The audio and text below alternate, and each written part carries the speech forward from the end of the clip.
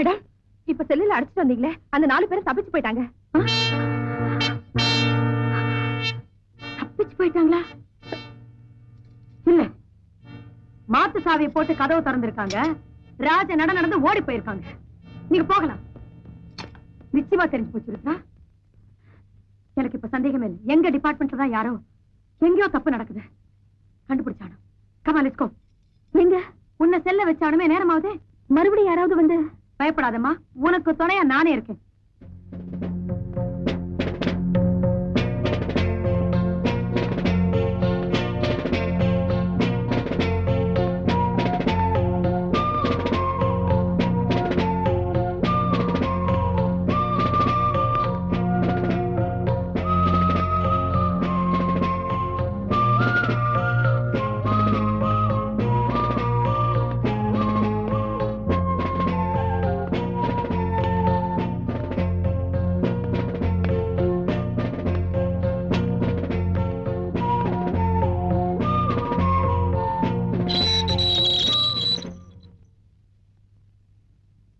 கோர்ட்டுக்கு போகணும்.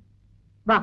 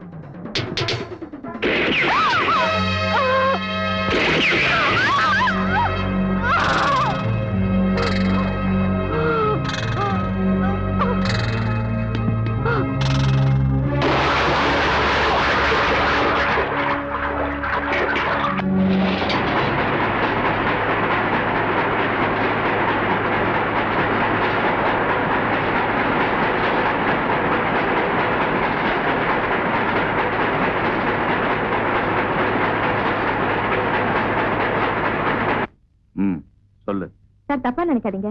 லலிதா ரொம்ப சீக்கிரமா ப்ரமோஷன் ஆகி ஆபீசர் ஆனவங்க. அதுக்கு ஸ்ட்ரெயிட் ஃபார்வர்ட் மட்டும் காரணம் இல்ல, புத்திசாலித்தனம் கூட. அதனால எங்களுக்கு எல்லாம் சந்தேகமா இருக்கு. நீங்க என்ன நினைக்கிறீங்க? உனக்கு இது நாள் வரைக்கும் மூளையே இல்லைன்னு நினைச்சுக்கிட்டு இருந்தேன். நிறையவே இருக்கு. வாழ்த்துக்கள்.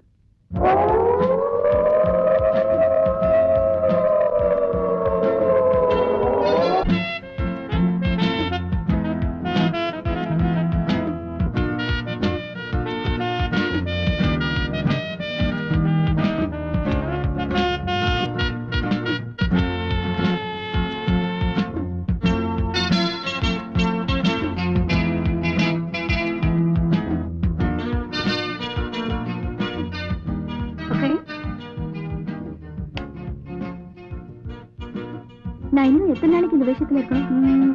அதை என்னால இப்ப உறுதியா சொல்ல முடியாது.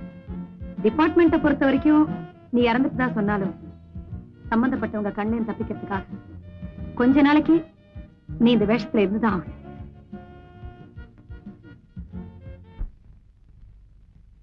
இந்த விஷயம் நாளைக்கு வெளியே தெரிஞ்சா அதை பத்தி எனக்கு கவலையே இல்லை. உன்னை நிரபராதி நிரூபிக்க வேண்டியது என்னோட கடமை. டிபார்ட்மெண்ட்டுக்குள்ளே எத்தனை கிரிமினல்ஸ் இவங்களை எல்லாம் சட்டத்து முன்னால நிறுத்தி அவங்களுக்கு தண்டனை வாங்கி கொடுக்கறதும் என்னோட முதல் கடமை.